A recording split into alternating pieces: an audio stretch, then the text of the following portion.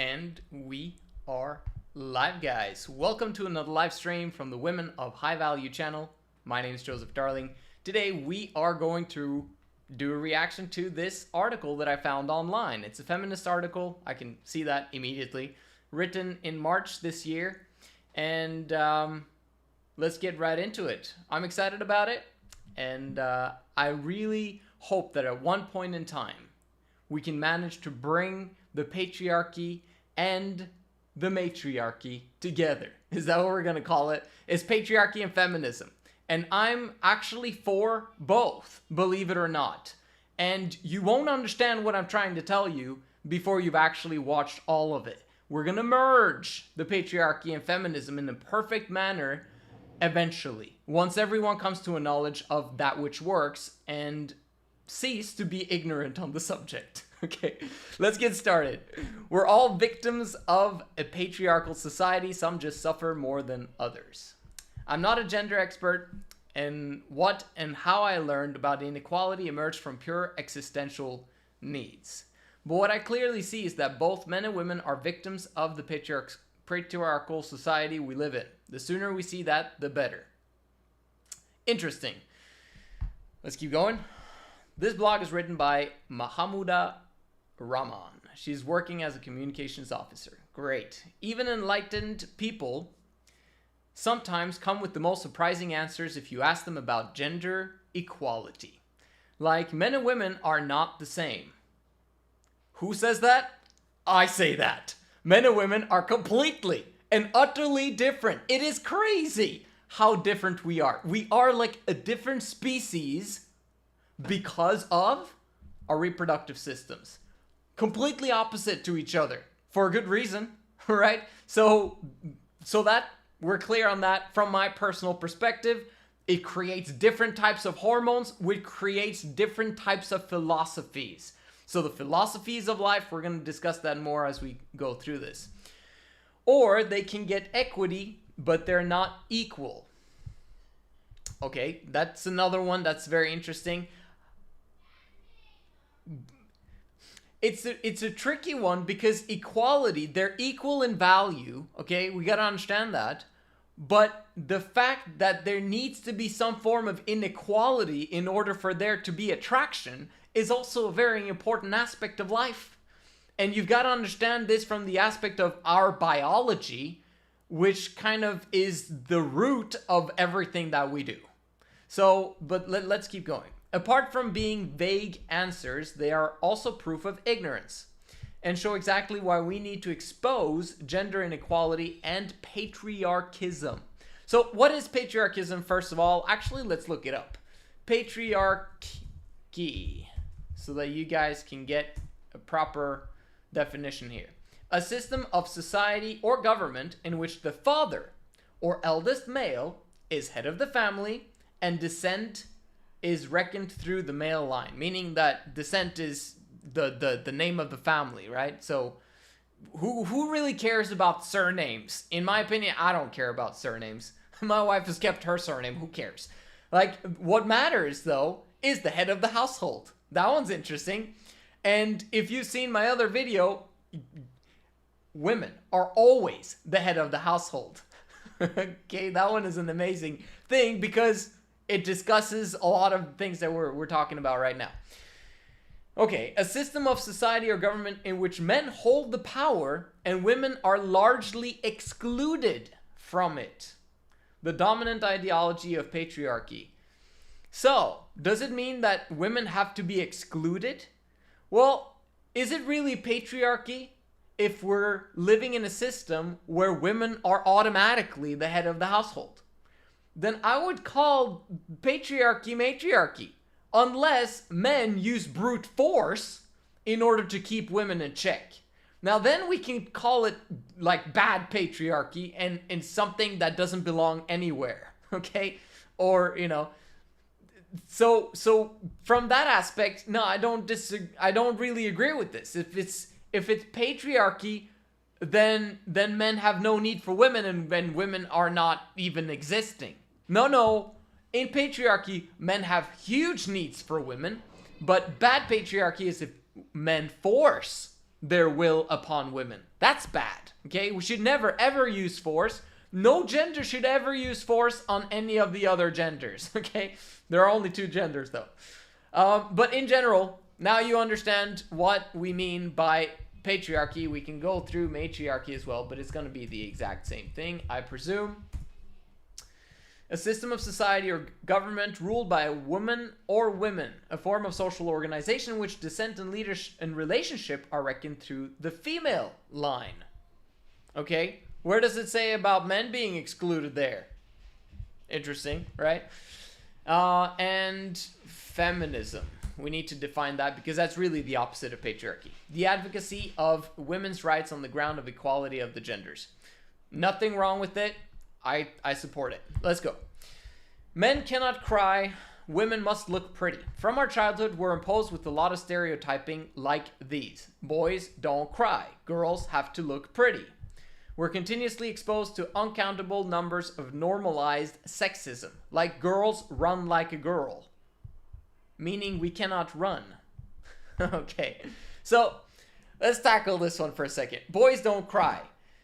That's bogus, okay? Like, boys below the age of 10, 11, 12, they cry all the time, okay? Now, you might be a dad. There might be dads out there or mothers out there who can't stand when boys cry, okay? That happens too.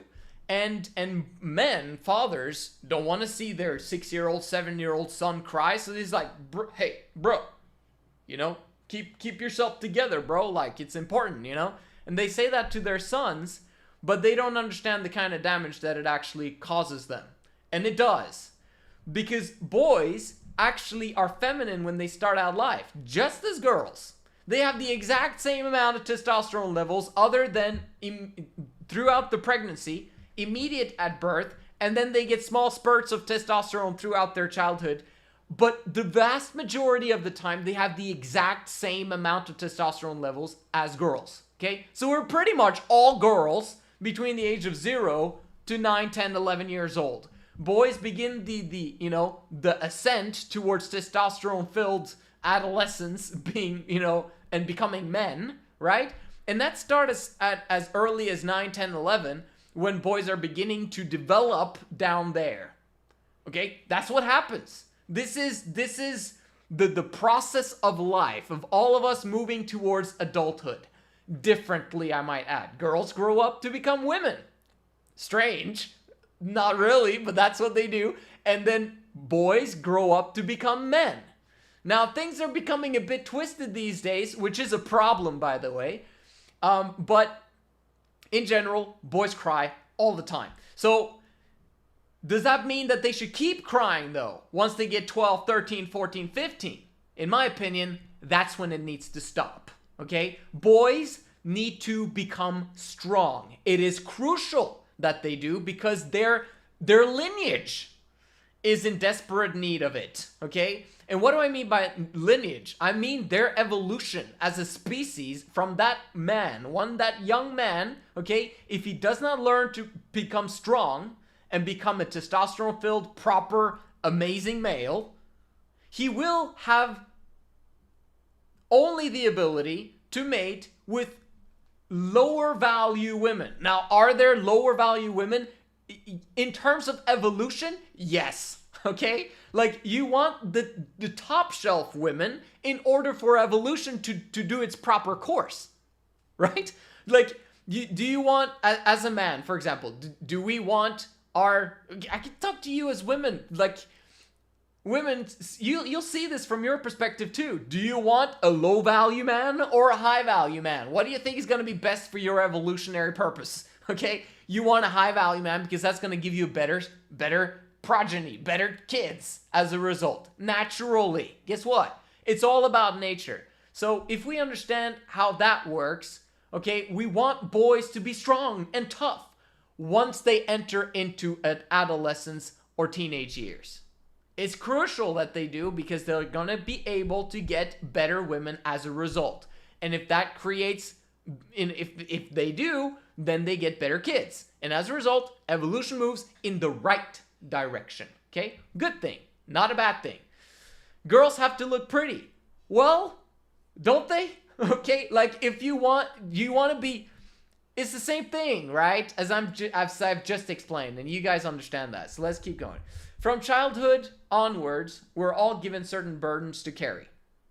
Boys and girls, men and women. Like the social burdens of oppression, the humiliation of being poor or fat or unsuccessful or colored. I've heard a woman with perfect body shape calling herself fat, and a rather wealthy middle-class man calling himself poor, because she did not fit into a particular dress and he could not buy the luxury car he longed for. Okay, so now we're going to begin to enter into the philosophy of women, okay? And I kind of need to explain this here. Well, let's read the next paragraph first. We live in a society where a few strong systems of oppressions are at play. Class, race, imperialism. Gender inequality is also one of them. People of all genders, colors, and backgrounds are victims, and definitely some more than others. Okay, so let's quickly look at the understanding of, the male philosophy, or should I say, yeah, it's the male philosophy and the female philosophies of life. Opposite natures. Just like they're opposite genders, opposite philosophies. Men, okay, who are testosterone filled and massively competitive, because that's what we are, we will always move towards capitalism. There's a reason for that. You fill a man with massive testosterone, he's going to become masculine, he's going to evolve in the natural manner towards his ultimate potential. So he's going always to move towards capitalism. If he doesn't, he's feminine. Okay? So all masculine men will vote for capitalism. Always. There's no exception to the rule. A man cannot be masculine and vote for socialism. You see, capitalism and socialism are two opposite natured philosophies, if you will. Keep listening to this video. You might be turned off by some of the things that I say, but this video is crucial for the whole world to understand. Because if we don't understand this, we're going to head towards destruction. Because this is where we're being led right now by the current political agenda. Okay? Because we're leaving capitalism behind. Which is very interesting, because let's talk about socialism for a second. Socialism, the main philosophy of socialism is to never leave anyone behind. Isn't that interesting? But we're literally leaving capitalism behind. We're saying, no, you're not allowed to compete. You're not allowed to go and get what you want to get, no matter what it is. And if you do, we're going to massively tax you to pay for those that are most vulnerable, who have a lot of problems, and they need our help, because we need to help everyone. Okay? So is there something bad about socialism? No, it's a wonderful philosophy because it's the feminine philosophy.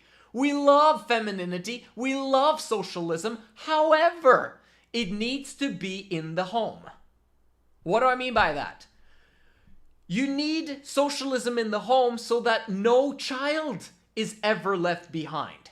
If you preserve children and make sure that children have an amazing childhood, which is what they need, then boys will grow up to become men, which is what the world needs, and women will grow up to girls will grow up to become amazing women. Feminine women, which is what the world needs. We don't need more burdened women. Burden, on our channel, what we say is that burdened women are masculine women, okay? So the more masculine a woman is, the more burdened she is. That's not politically correct for those of you who are, watching this video and disagreeing, but that's our experience. You see a burdened woman, she's moving towards becoming a man, because as a man, she has to support herself, she has to be focused, disciplined, etc., and competitive. Masculine, if you ask me, okay? So let's just go through what she's saying here now, because now I explained the two different philosophies, so now you kind of understand what I'm going to say here. Moving on, okay. Yes, are we being humiliated for being poor, fat, unsuccessful, or colored? We're pretty much boys and girls in the playground kind of oppressing each other because we never grew up, okay? The fact that women they compare themselves to each other all of the time. So they're going to basically gossip and they're going to do that and the other if they're burdened. If they're unburdened, they're going to be the most caring angels in the world. Men, on the other hand, we compete, okay? The problem is when you couple that with a man or boy of low self-worth. You try to put competition with the man of low self-worth, he's going to try and tear down rather than build up, right? We don't need men who tear down. That's destructive. We don't need it. They're ignorant about the subject, or they just have low self-worth and don't know how to increase their self-worth, right? What we need is men with high self-worth, meaning masculine men, who are able to then lift others and build up others, because they know that they can build past those if they wanted to. So they're literally constantly building others up because they know that in return, other people will help them to build their tower. Does that make sense? You don't have to tear anyone down. The more you help other towers to be built up, the bigger and faster you'll build your own tower. This is how success works in general with capitalism. It's a beautiful system. Okay, so having said that, this is why people compare each other and name calling, etc., etc. Let's see. And a wealthy middle-class man calling himself poor, that has to do with low self-worth. A man of high self-worth would never call himself poor. Unless he's telling that to his kids so that they think that they don't have money to buy all that stuff that they need to buy or that they want to buy. But the man is like, we don't have money. We don't have money. And secretly he has a lot of money because he's investing, right? He's trying to build up the exponential growth curve. Anyway, we live in a society, blah, blah, class, race, imperialism. Do you recognize this aspect of leaving behind, right? Socialism does not leave anyone else behind. It's focused on minorities. Class, although the working class is the largest class on planet Earth, they're left behind by the billionaires and all the multimillionaires who are not giving them scraps. Okay? It's unequal. Okay? No, it's not. Because it's capitalism. And it's crucial that we have competition. Some men are going to be poor and left behind, which is fantastic. It's bloody fantastic, and it needs to stay that way. Not that the men need to stay poor and we need to keep them down and oppress them. No, they need to tap into their competitive structure to provide and protect so that they get the highest shelf women that they can possibly get. If a man is continuously treated like a child, a man-child, okay, and never has to grow up, he won't. But if women begin to become hard to get, okay, and more valuable, what happens is that men naturally are going to begin to compete. The problem in today's world right now is that women just sleep around, not their fault. It's men's fault for causing them to sleep around in the first place because men initiate every single sexual relationship in the beginning of a woman's sexual experiences, okay? So that means that men are responsible, but this is the world we're living in today where women are sleeping around, causing men to be not as motivated. They don't have to do anything to get women these days. They can be poor and players. How's that possible? That's weird. This is not good. Let's keep going. Once upon a time, maybe we all know this, but still, sometimes it's good to look back. Long story short, our prehistoric nomadic foreparents lived in a more or less equal society. With the advent of agriculture and the idea of property, men wanted to keep track of their progenies. Very quick there. More or less equal society. Do we all know this? Because personally, I remember having read in the history books about slavery. A lot of slavery. What, were they equally slaves? Like, if you think about the big emperors and the big, honchos, the chieftains of the tribes, etc., etc. There's never been equality. There's never been equal society. Our systems, our very natures are based upon some men being of more value than other men. And they're the ones who get all the women, and we've evolved as a species as a natural result of this hierarchical system. Okay? That's a good system. And it's such a good system that we've kept it throughout all these thousands or millions of years up until today. That's how powerful of a system that hierarchical system is. Okay? So we need to keep it. But we need to create or allow for opportunity so that the ones at the bottom can actually race towards the top together. Will that mean that there will always be people at the bottom? Yes, of course. And children are born every single year, every single day, all around the world. Guess where they need to start? At the bottom. Okay? Like this is natural progression of life. Is like you start at the bottom. Okay, are there some kids that have rich parents and the rich parents give them all of their inheritance and suddenly they start at a different class than others? Yeah, of course. But they're a minority compared to the vast majority of the time. The vast majority of people have almost no funds when they start out their adult life, moving towards success. There are a few individuals, and they're very popular and very out in the open to see the rich kids who basically, inherited from their parents. In my opinion, I think it's a bad idea to give your kids tons of money in the beginning of their lives. I'll never do that, okay? If my kids want to make money, make your freaking damn money. Like, your own money, okay? Like, once you've proven to me that you're filthy stinking rich, then you can begin to inherit my stuff, okay? But until then, it's mine. I keep it. I built it, okay? And I'll invest in whatever I think is a good investment. And guess what? My kids are a horrible investment. I'm talking about the boys now. Once they are of age to work. Okay? I'll only invest in them until they're old enough to get their own freaking money, and then I'll teach them how to get that money. I won't give them a dime. Do you get what I'm saying? Because then I actually teach them proper work ethic and they can actually get somewhere. But anyway, we're moving on with this article. This is good stuff. Therefore, men wanted to keep track of their kids, of their lineage. Therefore, women were locked inside the house. That doesn't sound very nice. Did it happen? Yes. A lot.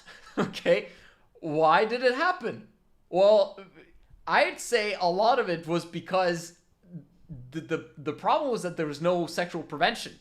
Like, fathers provided for their families. The women took care of the kids. This was normal. That's the norm. Women were out working too, and the kids would go out in the streets and do whatever because we needed to eat. So the father and the mother would work. But in a wealthy society where one man could work and actually make things happen on his own, the woman would be focused on the kids the vast majority of the time. Okay?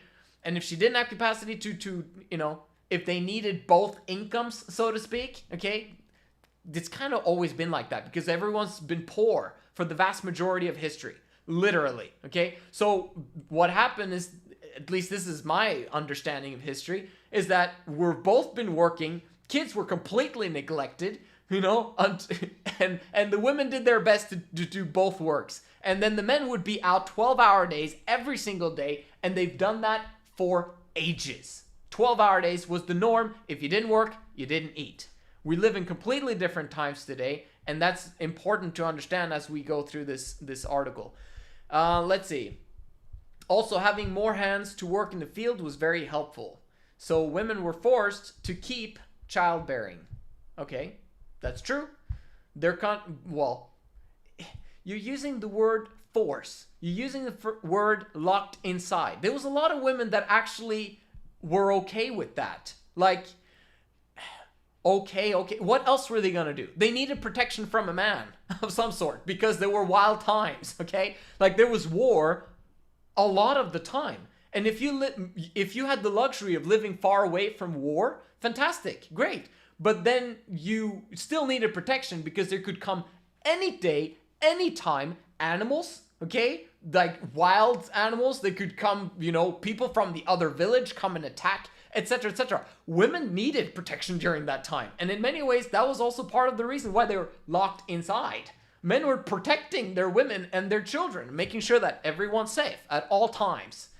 Okay, that was at least the good men did that. And then there were some bad men who traveled off for months after month and then slept around and had a wife with her kids, back at house, and, no one taking care of her or the kids. There's been, of course, tons of messed up stuff throughout the years, but in general, good men were providing, protecting their women and children and making sure that their daughters did not sleep with anyone else. And also that their wives did not sleep with anyone else. Why? Because then suddenly the father might have another mouth to feed. That's a problem when a man is trying to build something, and we're barely surviving. Okay, but they did have to have a lot of kids in order for some children to survive. So, it's a two-edged sword there. But anyway, their contribution was forced to be confined within the premises of a household for centuries. Yes, their roles varied depending on the class and context, but the chain around their ankle was never longer than the threshold of the house. In my opinion, you kind of know why. The truth behind this propaganda is that some people just love to keep their power, and they invent these convenient dichotomies. There's nothing natural about it. Dang. I am dumbfounded. Why? Because this is literally attacking male nature.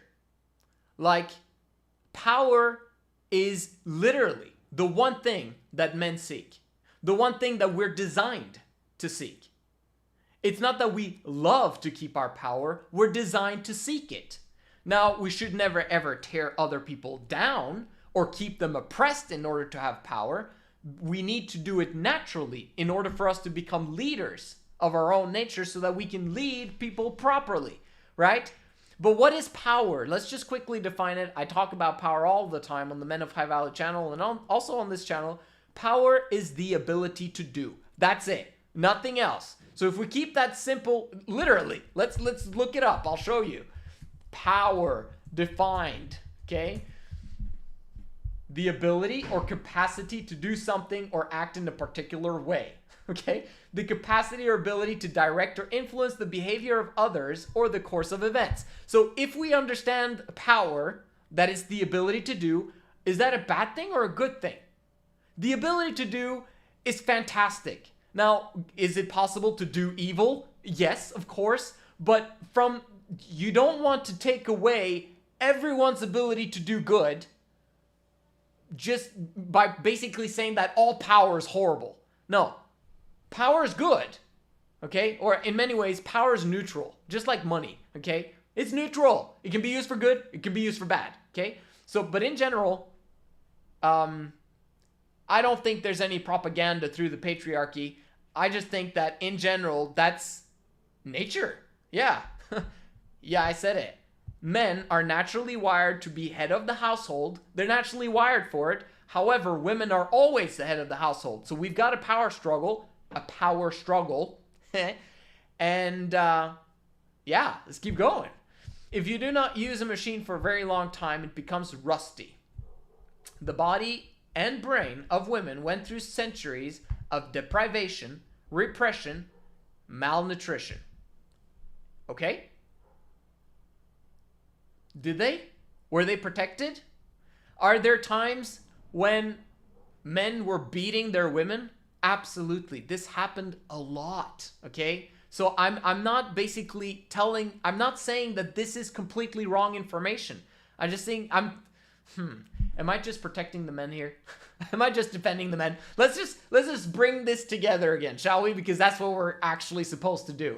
It's very hard when someone is drastically moving in the opposite direction and we're trying to actually create unity among the genders to not go in the complete opposite direction, because here, see my point. And then they're like, no, see my point.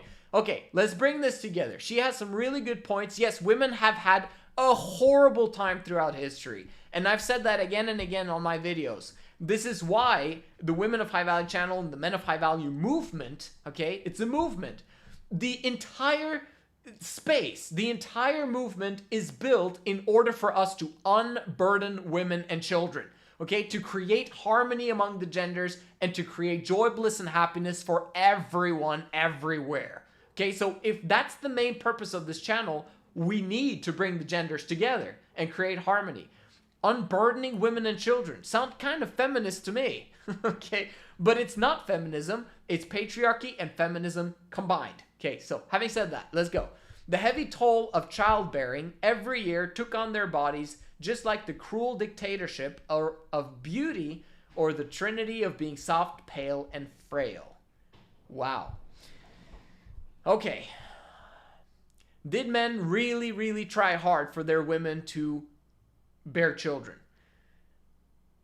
Well, men want children. Men want a lineage, for sure, 100%, okay? Women, if they're burdened, they very often might not want another child, okay? And a lot of the time, it was extreme burden on women, for sure, okay? But women also love their kids. Like, once they're born, women love their kids the vast majority of the time, depending, again, upon how burdened a woman is. So the less burdened, the more she's going to love her kids. The more burdened she is, the less she's going to like her kids, okay? But if we see this in that light, yes, it was extremely difficult for women continuously, and there were some men who found ways to basically not having sex with their women, but they were also ignorant on the subject. They didn't know what time of the month they should not sleep with their woman to not make her pregnant. There was a lot of ignorance going on. And also, if you sleep with your wife, which is normal, every single week, and she's fertile, during her fertile years, she's going to get pregnant. Like, the very fact that we didn't have prevention, which is a very bad thing, by the way, that we didn't have that. But what are they going to do? What are they going to do? Is it patriarchy? Is it horrible men who are impregnating their women? Or is it that women also need sex on a continual basis? Like, although that might not be completely clear throughout history, because men, very often, it was a wham, bam, thank you, ma'am type of experience a lot of the time.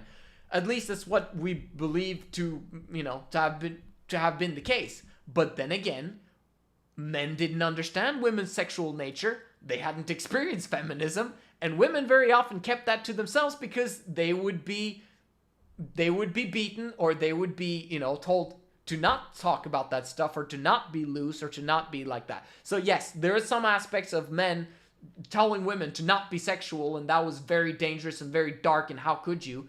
So yes, there's a lot of that in history as well. Yes, I agree. Okay.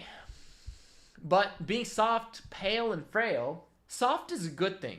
Beauty is a fantastic thing. There's nothing beautiful about being ugly.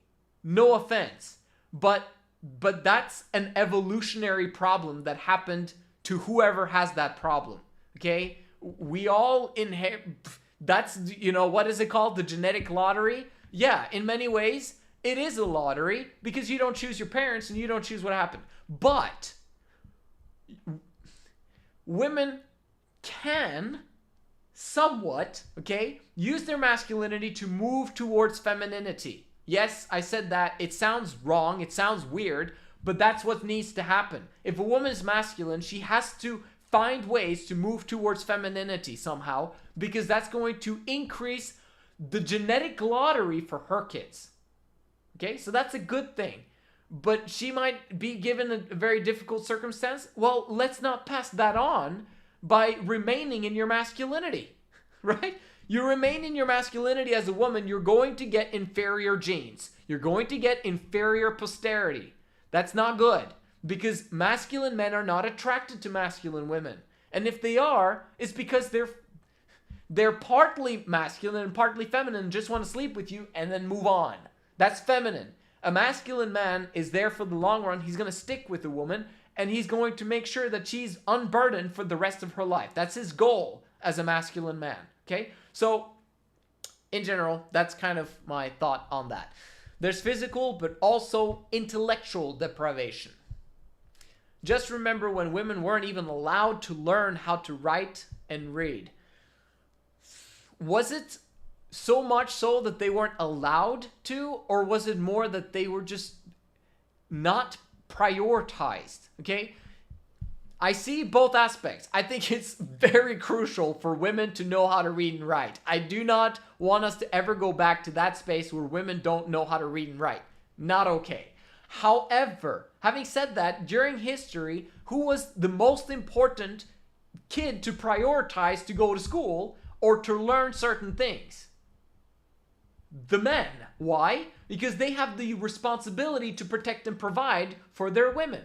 Now, it's a fantastic thing that women learn how to read and write, but there's tons of parents who didn't know how to read and write, okay? That's continued up until 100 years ago, pretty much. Like, this is a recent discovery of reading and writing. The Bible just barely came out, mass production in what, 1700s, 1800s? So we've been blessed in the past 400 or 500 years alone to be able to read and write. So have women been down prioritized?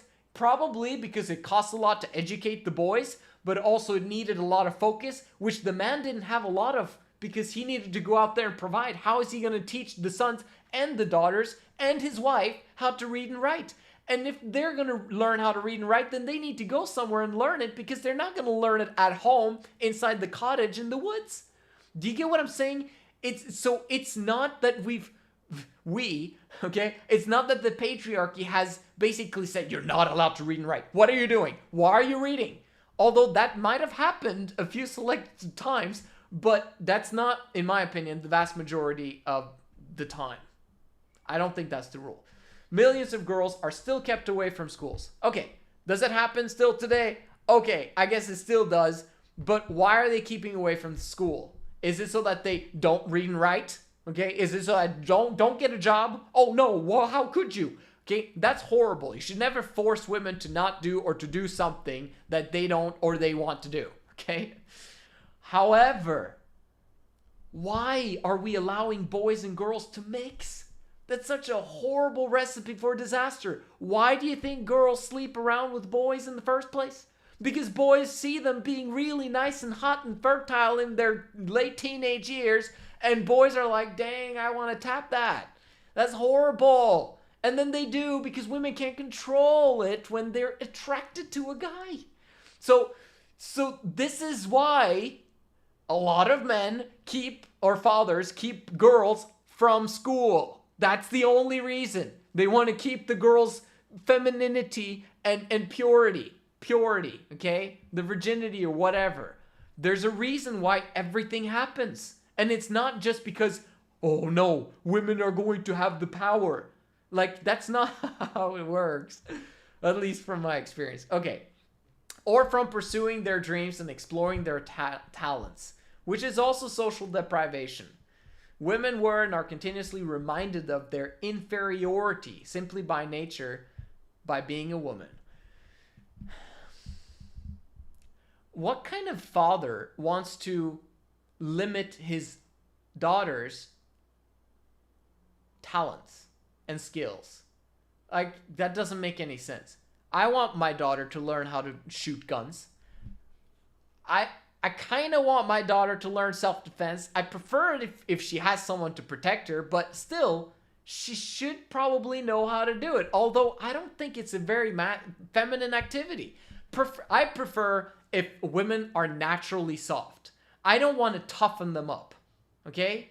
But yes, they can learn emergency skills in order for them to know what to do and how to kill someone if needed, okay? But I'd rather focus on the nurturing aspect of them, because that's their nature. It's femininity, but I see both sides. It's by nature an all-invasive propaganda.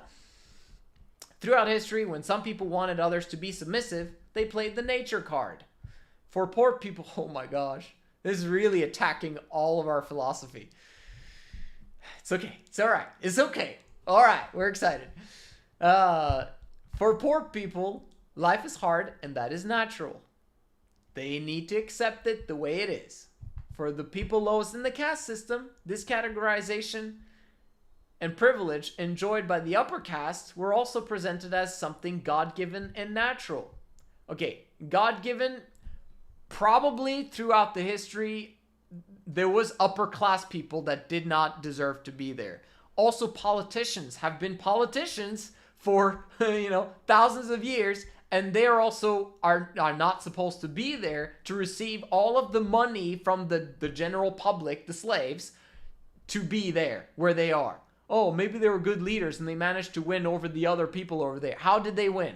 By sending warriors out to war, okay? It wasn't them personally who went to war very often. The best leaders probably did, okay? But do you get what I'm saying? Like, it wasn't God-given for those leaders very often, although they thought that it might have been, okay? Like Pharaoh and stuff like that, they're like, I am God, Interesting. Okay, at some point, certain number of people believe people with blue eyes and blonde hair were a superior race destined to rule the world. That is bad. Okay, that's not good. I'm completely against that. 100%. Gender inequality works in a similar way. And I'm against that too. But we need to understand the proper context and form, because it's important that we keep families together. That's number one. If we don't keep families together, we're all screwed anyway. Okay, so there's no point of gender inequality if it breaks up families. So let's keep that in mind. In patriarchal societies and systems, men have been claiming for centuries that women are inferior to them by nature. How are women inferior to men? How? Well, I can just briefly say it. Men are stronger than women. That is nature. That's biological. It's built in our systems. Why? Reproductive system, testosterone. That's how it's been created. Who knows why? Well, we know why, but that's how it works. Okay, can women become tougher and stronger than men? Yeah, of course, but why would you want to if that makes you less attractive to the opposite gender, and that causes you to be inferior evolutionary-wise? Like, you as a woman want to make yourself superior from an evolutionary standpoint than or superior, or as good as you can. Like, does that make sense? You're not competing with anyone, evolutionary speaking. We're all trying to evolve as a human species, right? So, in general, nature is that women are inferior when it comes to bodily strength, okay? Women are also inferior in terms of men's consistency if men actually apply consistency to their lives, okay? Masculine men do, feminine men don't. So it gets warped because we don't see, there are some women that are more consistent than men. Actually, there's a lot of women, blah, blah, blah. I've heard this over and over again when I say that, talking about emotions, then women will say that, men are completely emotional basket cases. Women are way more emotionally superior than men, blah, blah, blah, blah, blah. Okay, consistency-wise, if a man chooses to, he will be superior to any woman anywhere, okay? Because women have a weakness that is by nature called a cycle, a reproductive cycle. Men have one too, but it's so weaker. It has so less intense impact on us men than it does women. Although it has far-reaching impact, but that's for another video. The reproductive cycle of women is intense. It is. So, and why is it intense? What does that intensity cause? It causes inconsistency. So, again, nature has made it that men can be massively more consistent than women can. In behavior, in discipline, in being focused, in taking care of business, etc., etc. And that's, yes, by nature. How are women superior to men? Well, one, women are superior in the sense that they are more beautiful than men. 100%. Now, are there women that are inferior to men in terms of beauty? Well, it happens, okay? But in general, women are the fairer gender. What is the natural result of that? Well, they get more favors from men as a result. Men want to build and create and provide and protect for beautiful women. So women in many ways get stuff for free as a natural result of men wanting women around them. So does that mean that women are superior to men? It's a very good compliment, though. Like, if women are beautiful and men are consistent and massively have a drive towards building stuff, and women kind of like relaxing more, what kind of compliment is that? It's an amazing compliment. And women can be fired up outside their brain about this, but because they're massively burdened by ignorant men, we obviously get this kind of problem where they don't feel worth, okay? Because they're not as beautiful as other women. And women compare themselves to others a lot, by the way, because they're out in the world, okay? Which is another video for another day. Let's keep going. The truth behind this propaganda is that some people just love to keep their power, blah, blah, blah. There's nothing natural about it. This is all made up, socially constructed, conveniently practiced, and nurtured. We're being fed with these constructs every day through books, movies, stories, norms, media. We live and breathe it. And we start to believe this nonsense. Or is it actually nature? Like, women naturally move towards certain things if they're feminine, and men move towards certain things when they're masculine. So the question is it a good thing that men are masculine and women are feminine? From evolutionary standpoint, 100%. 100%. Okay? The more masculine a woman is, the less she's going to be able to have kids, by the way. She's going to be infertile. Literally. Like, the more masculine a woman is, not only she's going to be infertile, whatever, how they say it, she might not even want kids, okay? That's like ultimate infertile, right?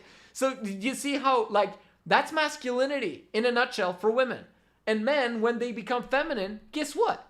They also become infertile, the more feminine they are. And number two, they actually don't want kids when they're feminine because they're burdened or they're gay. Like, do you get what I'm saying? Like, a masculine man wants kids. A feminine woman wants kids. From an evolutionary standpoint, that's normal. That's natural. So, nonsense? Not so much. Okay, it's not just women. It works so systematically that millions of women starve themselves to look thin and pretty. Is that a good thing? No. Are there healthier ways of going about that? Absolutely. There's a lot of crazy things going on when it comes to that stuff. However, yes, men like certain types of women. Okay? But if women were unburdened and were allowed to play and have fun all day, every day, and be with their kids, they actually would be thin. Like, naturally. Okay? But they don't have that chance these days because men are not providing properly. Okay, so it's men's fault that the world is the way it is and that women are burdened, and we're coming to the rescue. Traits like aggression, power, stubbornness, and even greed are glorified, whereas empathy, care, and foresight are vilified. Do you see the male philosophy and the female philosophy clashing here? Okay, aggression. Is that masculine or feminine? It is feminine. Not because women are aggressive, but because we're talking in men now, okay? In men, aggression and anger and violence is feminine.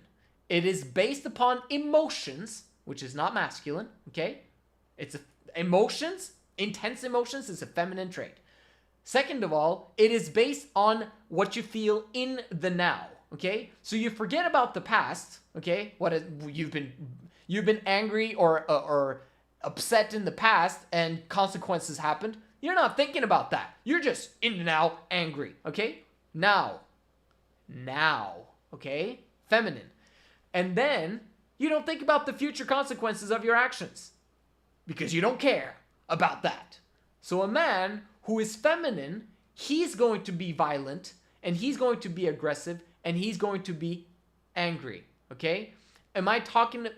There's a lot of soft, okay, homosexuals or really feminine, vulnerable guys. Okay, I'm not talking about them. I'm talking about the warped aspect of masculine men who seem masculine, but they're actually extremely feminine. That's the problem. That's the warped masculinity we're talking about. But that comes as a result of the weak, feebly man that we also have a lot of in today's world. Okay?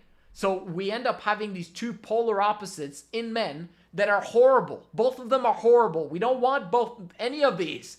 We want a man who can control his thoughts, emotions, and behaviors and not be angry, okay? So that he can move towards power, okay? Because the more angry or violent or whatever he is, the less power he has. Like, he has so little power that he has to turn to violence and anger to get what he wants. What a loser, right? Okay, so men move towards power when they're able to control their thoughts and emotions and behaviors and leave if someone upsets them or angers them. As an example, okay, stubbornness. Stubbornness can be a good thing. It can be a bad thing. If you're stubborn and ignorant, that's ridiculous. If you're stubborn about principles, okay? Like, you stick to your guns, you stick to your principles no matter what, and these are your standards, but you don't force anyone to act the way that you want them to act. You naturally lead them, but you have a high standard. Stubbornness is fantastic. Greed is a fantastic thing if exercised by good people. Okay, what do I mean? Oh my god, I could make huge videos on all of these words because they're vilified, okay? All these words are vilified, obviously. Greed is a fantastic thing if a man is a good person, because greed literally means take action, okay? For a guy. Now, you could take it to the next level where, you know, he begins to take too risky actions, or he begins to steal from other people, or whatever it is. Then greed becomes bad, okay? But if you think about greed in terms of, let me go and get some, let me develop, let me get mine, okay?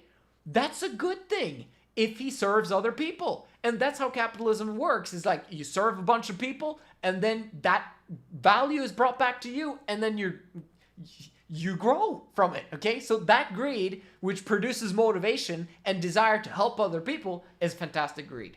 Anyway, and then you got empathy and care, which is very wonderful and feminine, etc. Okay, men say they try to carry all the burdens on their shoulders. Oh, they don't. They don't carry all the burdens on their shoulders. To be manly and strong, and that they suffer immensely when they do not meet those social expectations. There are some, but very often they're feminine, who are saying that, oh, it's so hard. Like, no, not okay. And because of these nonsensical stereotypes, uncountable numbers of women in many countries are going through horrors. Okay, now we 100% agree. This is not okay, ever. Genital mutilation, malnutrition, sexual and domestic violence, online bullying to everyday casual sexism. Horrible. All of it, okay?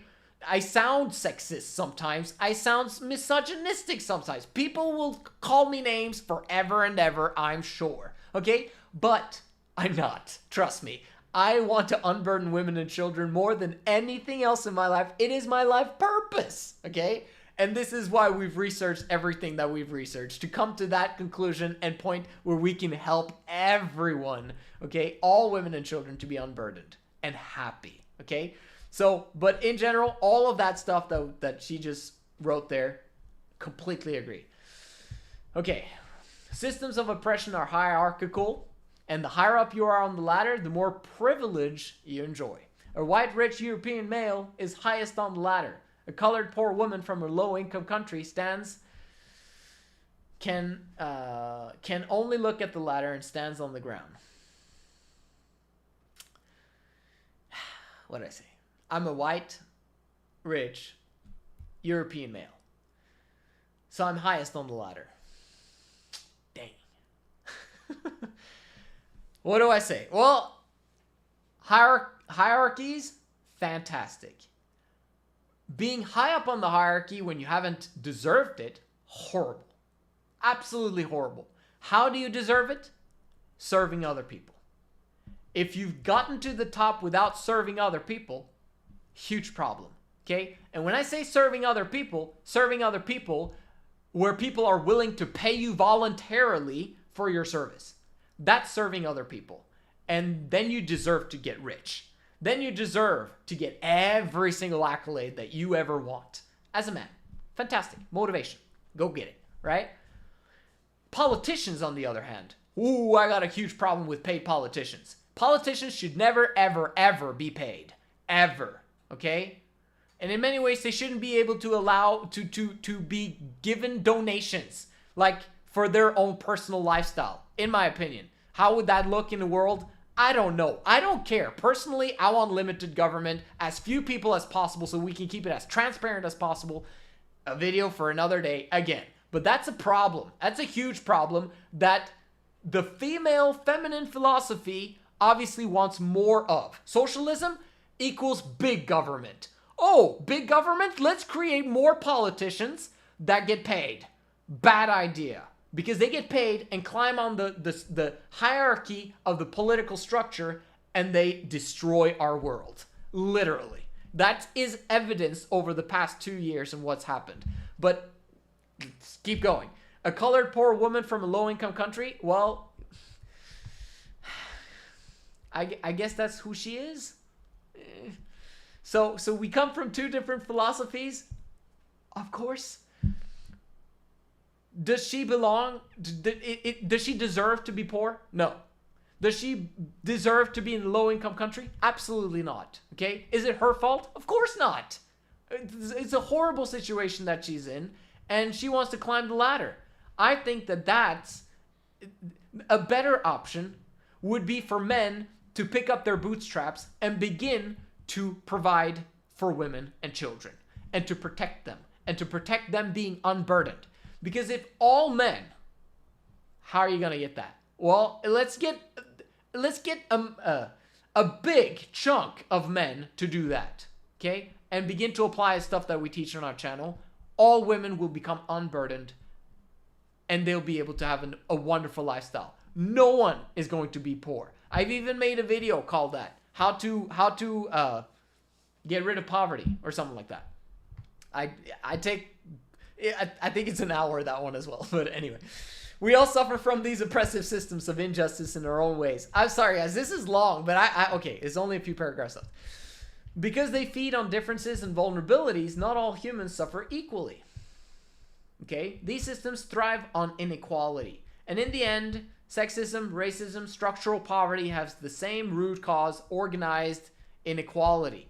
Okay, interesting. Is it organized? In my opinion, it's completely very disorganized, okay? Like, in an organized system, most people are good.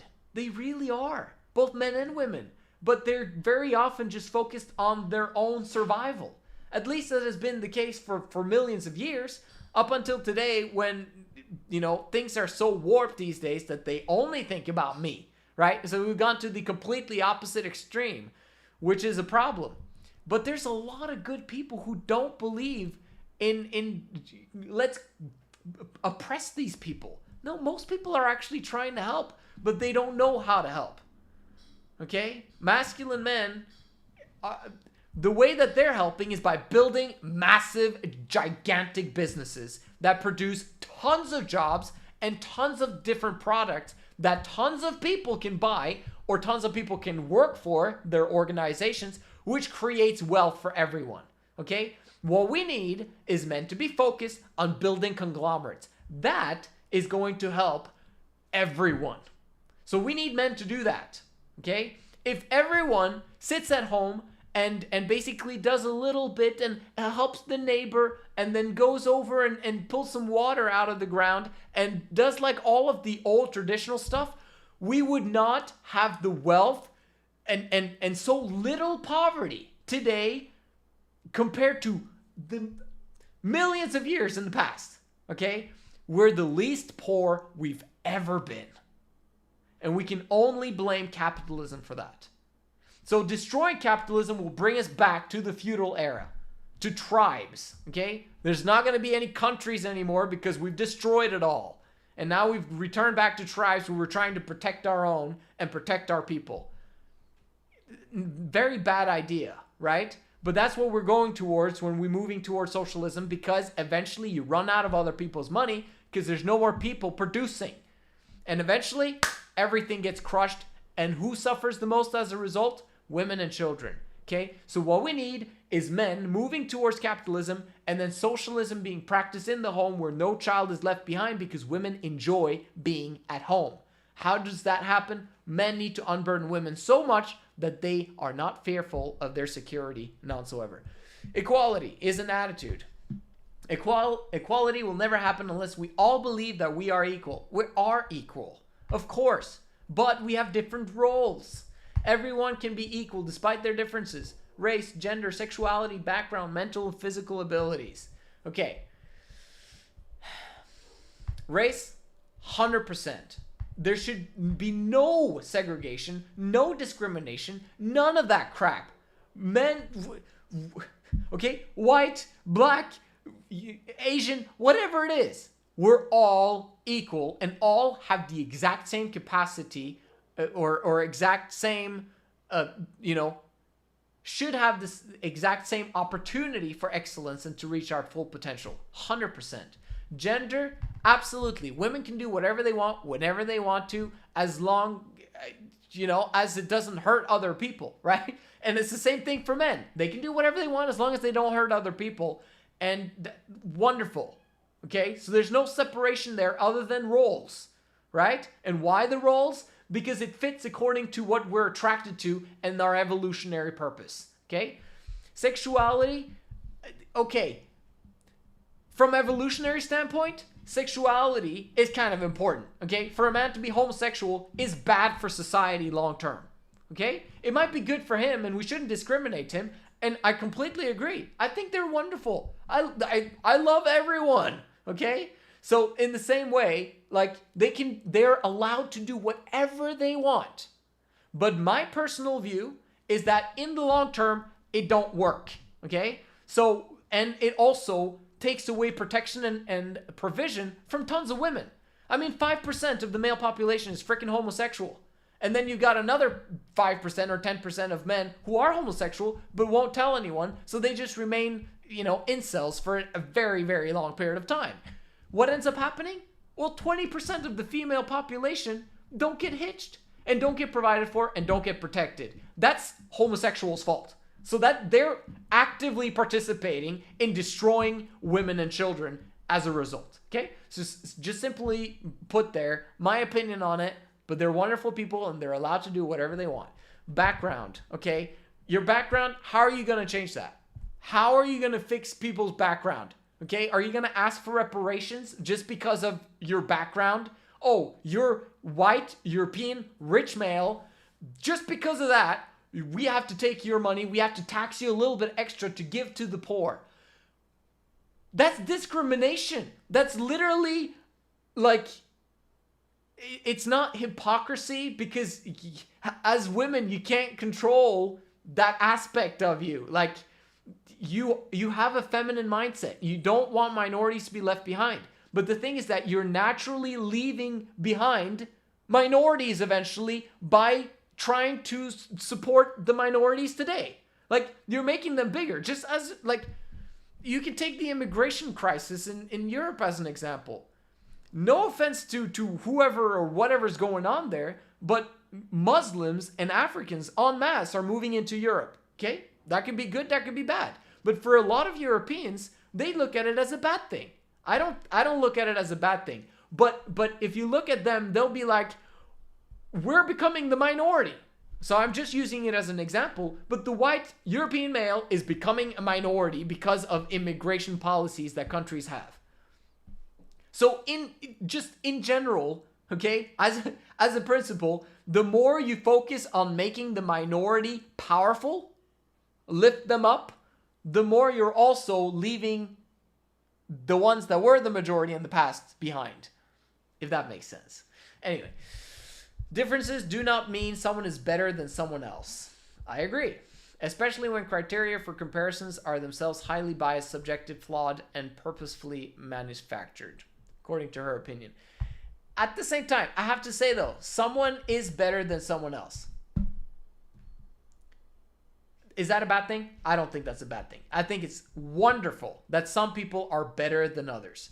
Is it because of force? Then it's bad, okay? But if someone has gotten there through merit and hard work and developing their talents, fantastic. then you deserve to be better than someone else. But it's not like you use that against other people. Oh, I'm better than you. No, obviously not.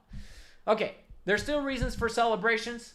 Despite centuries for oppression and deprivation, women are running fast and catching up. They're showing that they can shine in a man's world. The thing is, they don't need a man's world. We don't need a man's world. We need a world. Okay, first of all, yeah, where women do things their way and grab the stage. With men equal to them. A place where all suffer less. And where some, more deeply deprived and repressed than others, can heal more than others need to heal. We are doing that. We are creating that world. High fives to the men who are lending a hand. Cheers especially for poor women of color, the lowest of the low in today's patriarchal and Western hierarchy. Despite the violence, the brutalities, the burden of climate change and poverty, they keep on fighting for a better world, better for all men and women. Of course, I feel horrible for the women that are going through the poverty, men that are evil towards them, okay? And for them not having options, okay? I think that's horrible.